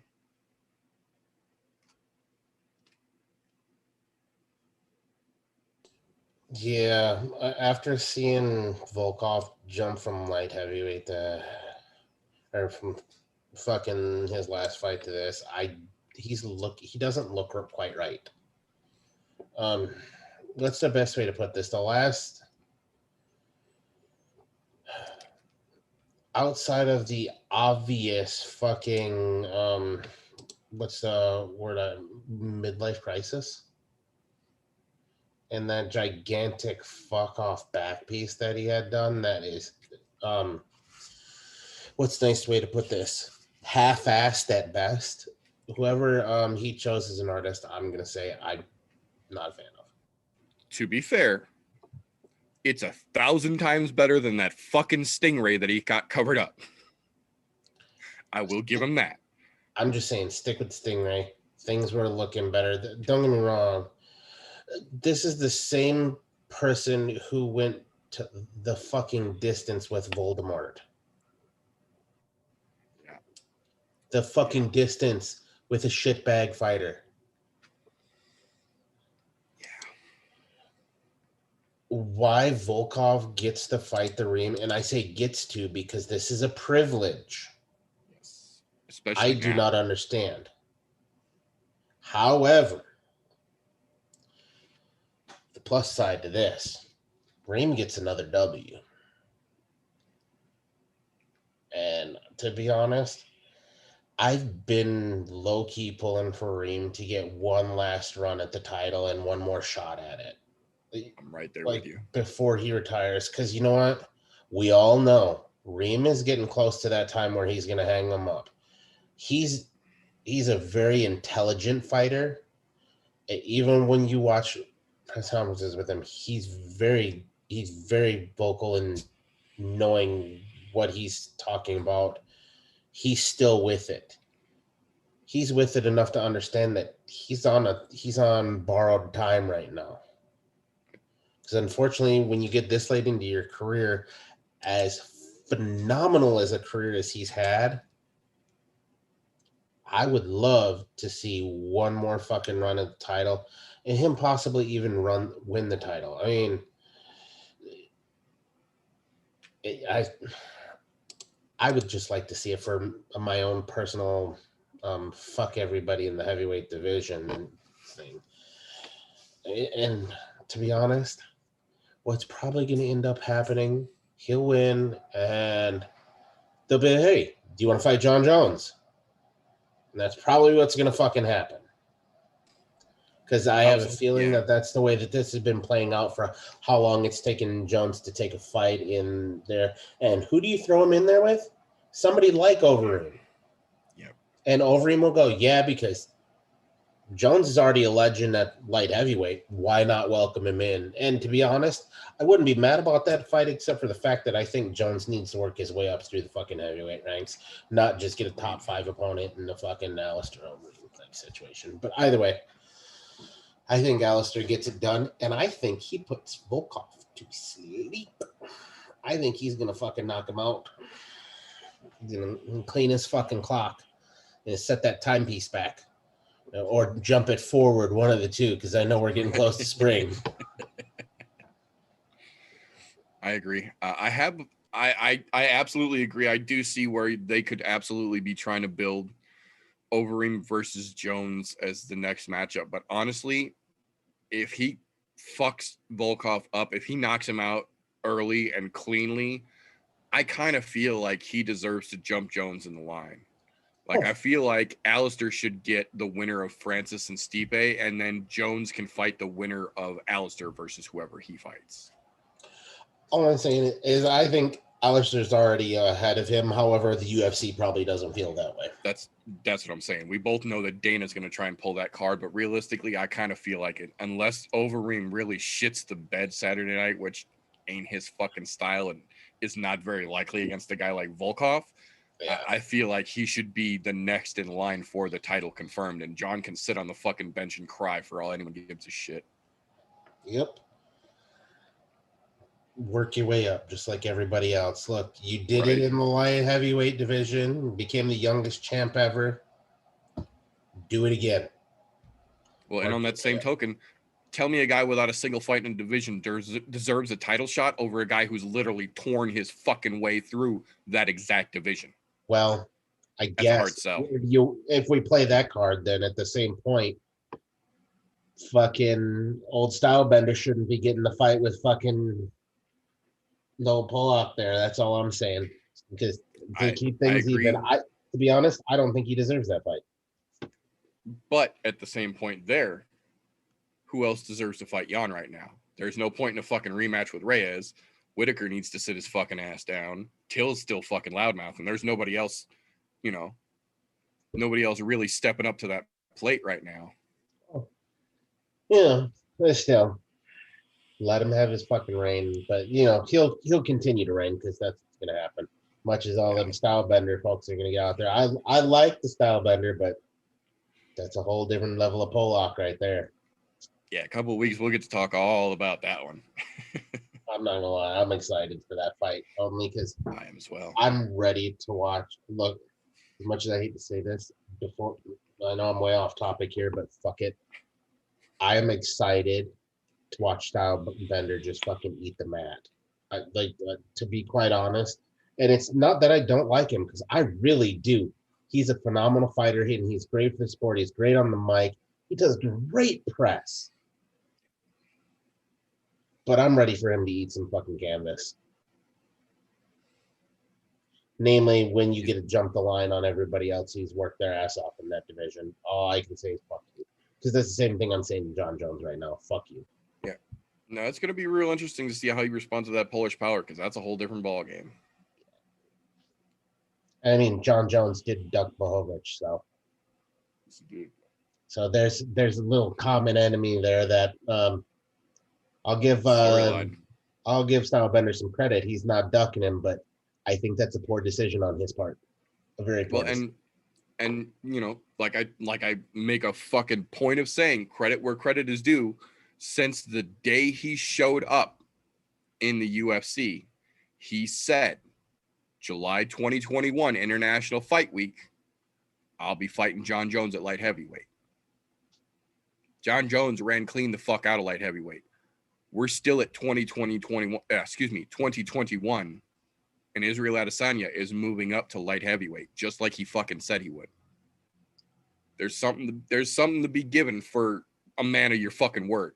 There's a reason everyone loved Conor, because when he told you he was gonna fucking do something, that's exactly what he fucking did. And I give him credit. Adesanya's taking a page right out of that playbook. I give him credit for that. That's a big jump to go from 185 to 205, though. Yeah, it is. That's a whole different. Yeah, that's a whole different fucking world. That's like Jones making this big jump from 205 to fucking heavyweight. Heavyweight's fucking just ridiculous. Smallest guy you're gonna see in heavyweight probably comes in at about $145 or 245, and that's on the. I think. What's Stipe weighing against DC? 242.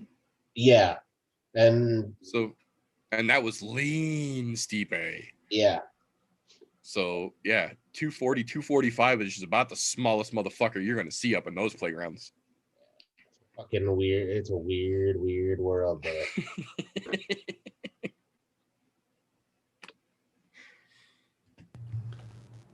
So I'll keep it short and sweet because y'all have said everything. The only downside of Overeem, he eats punches, but he's got a fucking chin that is been tested over and over and over again and has very rarely been broken. That's the only fucking downside is that man likes to eat some punches. Like Meter said, he is unstoppable on his feet. If he needs to take you down and fucking sub you, he will. He doesn't do that very often. He doesn't get a lot of action on the ground. You can't say Alistair Overeem's going to lose a fight. If you do, you're fucking stupid and you need to stop watching the sport.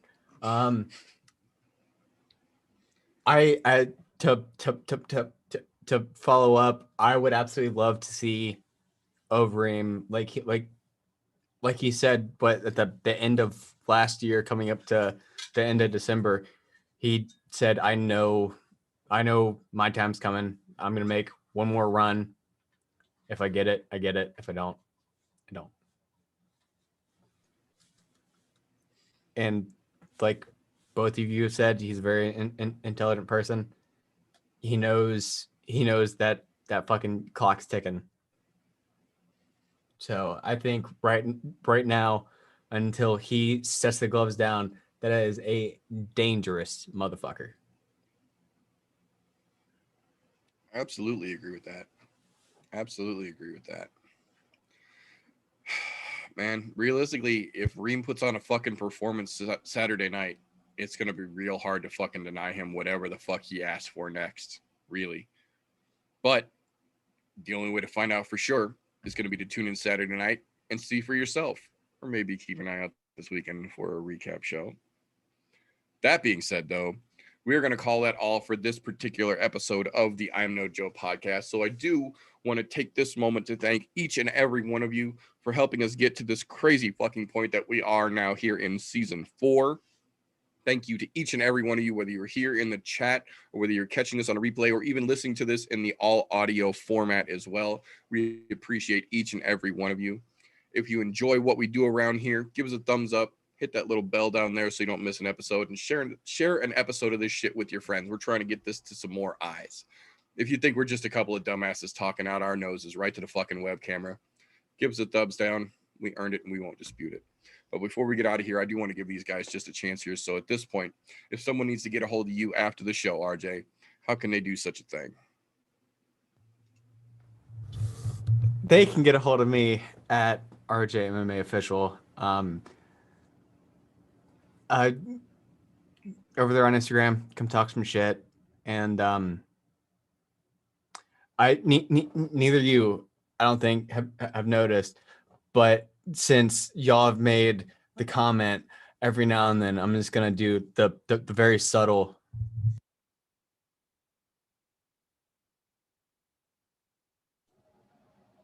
just nice and subtle, man. I hate to bust your bubble, but once you've seen one dude suck a dick, you've seen it all. I ain't sucking dick, so yeah, not yet. Also, time out. Hey, TJ, you saying you watched man suck cock before? Let's talk about that real quick. Obviously, you have not lived enough unless you've seen that shit. I don't want to see it. I'm good. Are you a homophobic? Funny that I was gonna No, say. I just don't want to see that. Do you have a problem with gay people? No. You're a human being. You're a human being. Making a big deal out of this. Exactly. That's right. Mute the mic. Good boy. So at this point, if folks need to get a hold of you after the show, TJ, how could folks do such a thing? Without stumbling through anything here, Wednesday nights, 9:30 Central, right here on the YouTubes. Find me on the Instagrams, Golf T Vapes everywhere. But yeah. I'll gladly give you directions through the snow and where to find the Kenosha Killer and all of that wonderful jazz, Come hang out with us on Wednesdays and right back here Thursday nights. Hell yeah. Thank you very much for your time, gentlemen. So that being said, folks, we're going to call that all for this particular episode. We have got to get the fuck out of here because I'm sweating like RJ on pump number 4, heading for number 5 right now. Thank you to each and every one of you who have tuned in. We are going to call it all for this episode, though. So until next time, folks, remember, don't let ignorance stop you. You can root for anything, unless you really think this is convenience.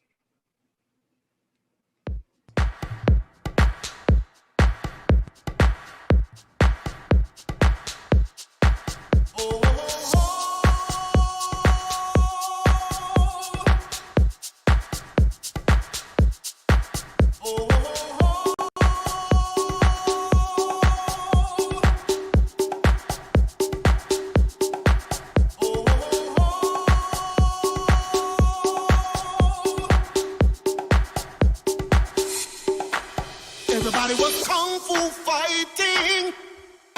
Those kids were fast as lightning. In fact, it was a little bit frightening. How do I say goodbye to what we had? The good times.